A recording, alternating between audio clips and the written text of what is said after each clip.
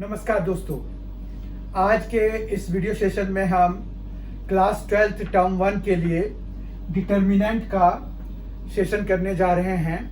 ये theory wise last session है। अभी तक हमने उस जो टर्म 1 का जो सिलेबस है 2021-22 सेशन के लिए, उनमें हमने सारे ही कवर कर लिए हैं। ये लास्ट टॉपिक बचा हुआ है, solution of system of linear equations by using inverse of matrix. तो आज के सेशन में हम वो करेंगे। लास्ट सेशन में हमने एडजॉइंट और इनवर्स कर लिया था। माइनर्स कोफैक्टर्स के बारे में हम अब जानते हैं। डिटर्मिनेंट क्या होता है, उसको कैसे इवेलुएट करते हैं, उसके क्या ऑर्डर होते हैं, वो सभी हमने अब तक देख लिया है। तो इस तरह से लगभग जो है हमारा सिलेबस का सारा ही कवर हो गया था। सिर्फ एक ये बचा हुआ था, तो वो आज की क्लास में कंप्लीट हो जाएगा। इसके बाद फिर हमारा टर्म 1 के लिए ऑब्जेक्टिव टाइप के जो सेशन होंगे वो आपको अपलोड किए जाएंगे M&C एजुकेशन के द्वारा। तो आइए आज के सेशन की शुरुआत करते हैं। आज जो है हमें solution of system of linear equations by using inverse of a matrix, inverse of matrix करना है। तो इसके लिए हम सबसे पहले ये देखते हैं कि हमारे पास, मान रखिए कि a1x plus b1y plus c1 is equal to 0 एक सिस्टम दिया हुआ है। या फिर इसको अच्छा देखने के लिए हम ऐसा करते हैं कि we keep constant terms right side. तो अब यहाँ पर a2x है plus b2y is equal to c2 is there. Now अगर आप देखें तो इसको जो है अगर हम मैट्रिक्स नोटेशन में लिखना चाहेंगे तो how can we write this equation as in matrix notation. Matrix notation में लिखने के लिए हम यहाँ पर एक मैट्रिक्स बनाएंगे 2x2, ठीक है। फिर हम यहाँ पर एक वेरिएबल मैट्रिक्स बनाएंगे जिसमें कि हम एक्स वाई या जितने भी वेरिएबल्स उसमें अपीयर हो रहे होंगे वो सारे लेंगे। और फिर हम जो है यहाँ पर सॉल्यूशन वाला एक मैट्रिक्स बनाएंगे।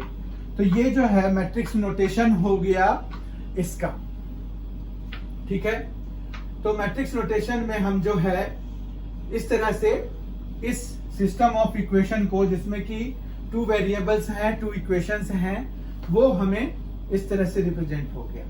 अब मान रखिए कि हम अगर इसको a, इसको x और इसको b लिखेंगे तो हमारे पास a into x is equal to b हो जाएगा। इसका ये मतलब हुआ कि अगर हमें x की वैल्यू निकालनी है तो हम इसको a इनवर्स इंटू b लिख सकते हैं। हमें a इनवर्स इंटू b ही लिखना पड़ेगा इसमें, क्योंकि a जो है लेफ्ट साइड में है। तो यहाँ पर जो नॉन कम्यूटेटिव चीजें होती हैं तो हमें जिस साइड ये रहता है दूसरी साइड भी हमें उसको ले जाएंगे, तो वहां पर भी जो है लेफ्ट साइड में ही हमें उसको रखना होता है। तो इस तरह से a इनवर्स इंटू b जो है x का सॉल्यूशन होगा, ठीक है। तो हमारे पास यहाँ पर इस a को हम क्या कहेंगे, a को हम कोएफिशिएंट मैट्रिक्स कहेंगे, ठीक है। a को हम कोएफिशिएंट मैट्रिक्स,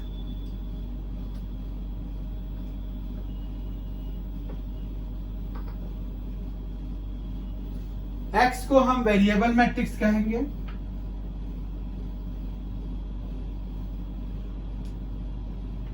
और b को हम सॉल्यूशन मैट्रिक्स कहेंगे, ठीक है। तो हमारे पास यहाँ पर इस तरह से इसके नोमेनक्लेचर हैं। तो हम जो है क्या करते हैं, बेसिकली किसी भी सिस्टम ऑफ इक्वेशंस को हम इस फॉर्म में लिख सकते हैं, मैट्रिक्स नोटेशन की फॉर्म में लिख सकते हैं, जिसमें a जो है कोफिशिएंट मैट्रिक्स होता है, x हमारा वेरिएबल मैट्रिक्स होता है, b हमारा सॉल्यूशन मैट्रिक्स होता है। और जब हमें वेरिएबल मैट्रिक्स के लिए उसको सॉल्व करना होता है तो हम उसको A इनवर्स इंटू बी, यानी कि जो कोएफिशिएंट मैट्रिक्स हमने बनाया था उसका इनवर्स निकालते हैं। ठीक है, अब बात यह है कि A इनवर्स तो हमने पढ़ा है, हमने ये भी पढ़ा है कि हर एक मैट्रिक्स का इनवर्स एग्जिस्ट करे, ये जरूरी नहीं है।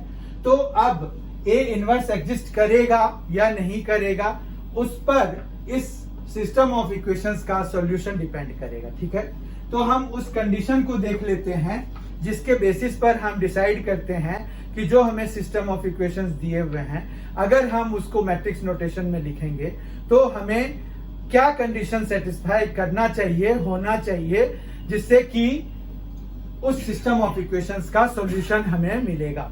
ठीक है, तो आइए हम उन कंडीशंस को अभी देखते हैं। कंडीशन में तो यही है सीधा सीधा कि A इनवर्स एग्जिस्ट करना चाहिए। अब A इनवर्स तब एग्जिस्ट करेगा जब हमारे पास जो डिटर्मिनेंट अगर हम बनाएंगे तो वो नॉट इक्वल टू 0 होगा। ठीक है, तो यानी कि ये डिटर्मिनेंट अगर नॉट इक्वल टू 0 है तो ये एक तरह से कंडीशन हम निकाल रहे हैं।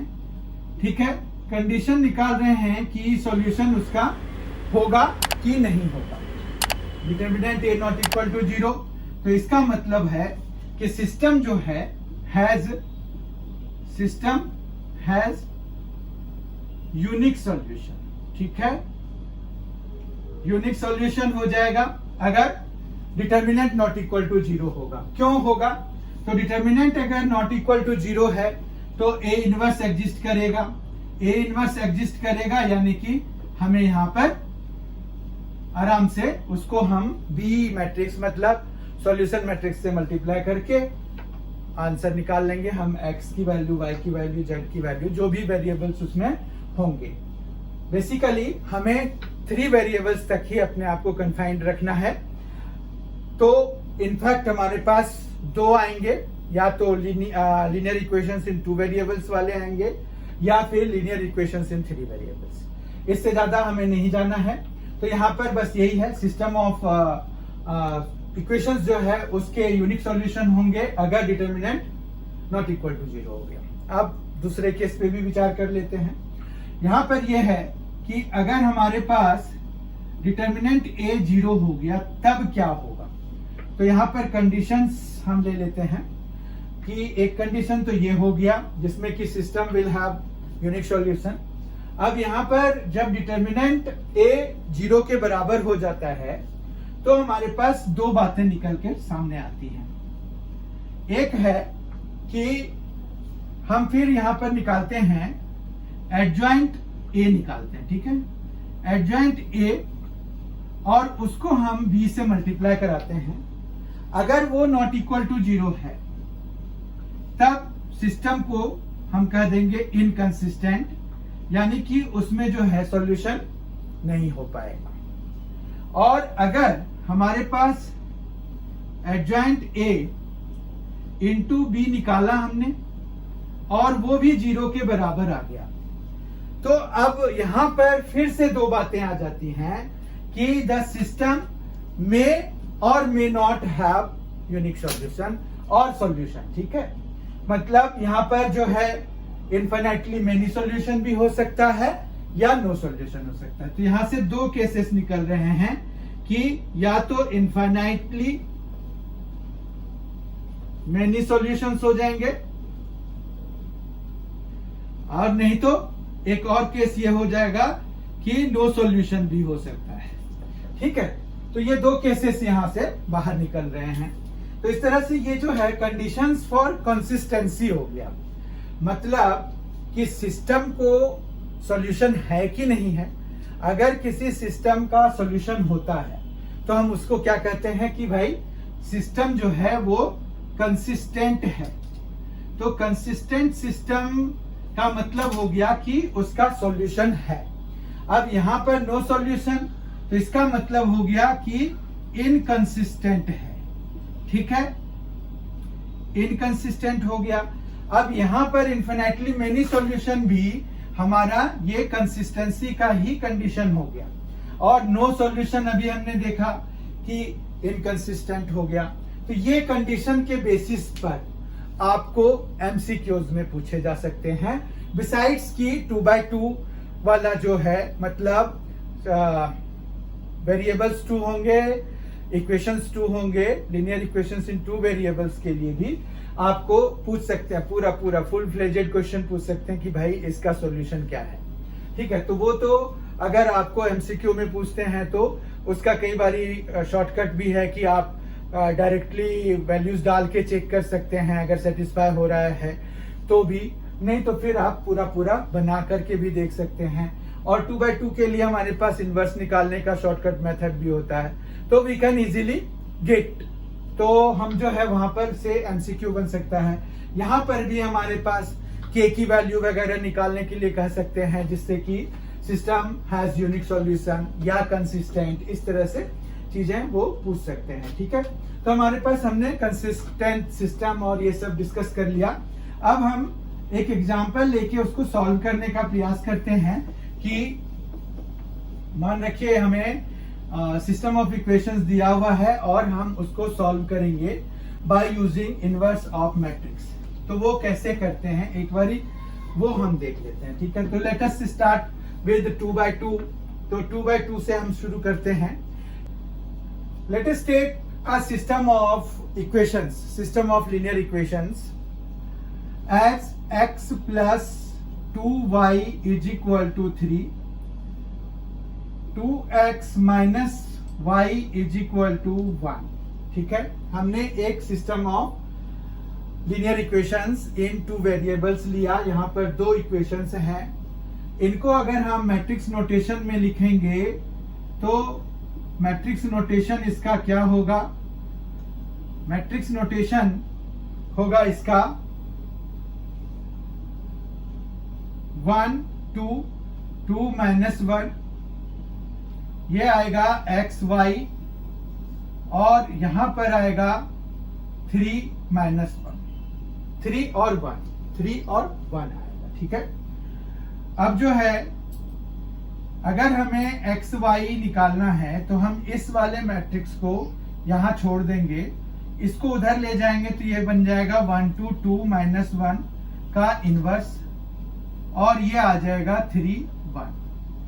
ठीक है, इसका इनवर्स निकालने के लिए हम शॉर्टकट मेथड लगाते हैं। पहले इसके डिटर्मिनेंट की वैल्यू देख लेते हैं। तो ये है -1 -4, तो -5 हो गया। तो -1/5 से हमें मल्टीप्लाई कराना पड़ेगा। इन दोनों के पोजीशंस को चेंज करना है। तो ये देखिए, ये डायगोनल जो है, प्रिंसिपल डायगोनल के जो एलिमेंट्स हैं उनके पोजीशंस हमने चेंज कर दिए, और जो हमारे पास रिमेनिंग एलिमेंट्स थे उनके साइन चेंज कर दिए। तो ये -2 बन गया और 3 1 हो गया। ठीक है, इतना समझ में आ गया। अब जो है हम इनको मल्टीप्लाई करके देखते हैं कि ये क्या बन रहा है। तो यहाँ पर देखिए, ये आ रहा है -1/5, और इधर जो है एक मैट्रिक्स बनेगा -3 -2, तो ये -5 हो गया, -6 और +1, ये भी -5 हो गया। ठीक है, इस तरह से हमारे पास जो आ रहा है वो 1 1 आ रहा है। यहाँ देखिए, ठीक है, इनको आप सॉल्व करिए तो ये 1 1 आ रहा है। इस तरह से हमें x इज इक्वल टू क्या मिला? 1 मिला, जबकि y इज इक्वल टू भी 1 मिला। अब हम इसको चेक कर सकते हैं वैल्यूज लगा करके कि ये सही आया है कि नहीं आया है। तो यहाँ पर 1 और यहाँ भी 1 लगाइए, तो ये क्या आ रहा है? 1 + 2 × 1, तो 1 + 2 3 आ गया, 2 × 1 तो 2 - 1 तो 1 आ गया। तो इस तरह से हमारा ये सॉल्यूशन सही है। ठीक है, तो आपको एमसीक्यूज में भी ऐसे क्वेश्चन पूछ सकते हैं, क्योंकि वहां पर जो भी टाइम अलॉटेड रहता है तो वो कम्युलेटिव टाइम होता है। ठीक है, तो आपको किसी में कम किसी में ज्यादा टाइम लगेगा, तो उस हिसाब से वहां पर वो मैनेज हो जाता है। ठीक है, तो आपको ये एमसीक्यूज में भी पूछ सकते हैं। ठीक है, 3/3 में भी हम इसी तरह का अप्रोच लगाते हैं। तो 3/3 का आप करके देख सकते हैं। उसमें आपको इनवर्स निकालने के लिए पूरा जो longer way of getting the inverse of 3/3 matrix है वो आपको करना पड़ेगा। ठीक है, तो वहां पहले हम माइनर्स, फिर कोफैक्टर्स, फिर जो है एडजॉइंट, फिर डिटर्मिनेंट, और तब जाके इनवर्स निकालेंगे। तो ये लंबा हो जाता है मेथड, तो ये एज अ होमवर्क आप कर लीजिएगा, ठीक है। बहुत ही जल्द हमारी फिर से मुलाकात होगी इसके ऑब्जेक्टिव सेट्स के साथ। उससे पहले हमारा चैप्टर 2 का ऑब्जेक्टिव सेट्स ड्यू है, वो भी अब आने ही वाला है। अगर आपने सब्सक्राइब नहीं किया है अब तक MMC एजुकेशन चैनल को, तो please do so and please press the bell icon so that you get all the notifications of upcoming videos. Thank you. Thanks a lot. Enjoy.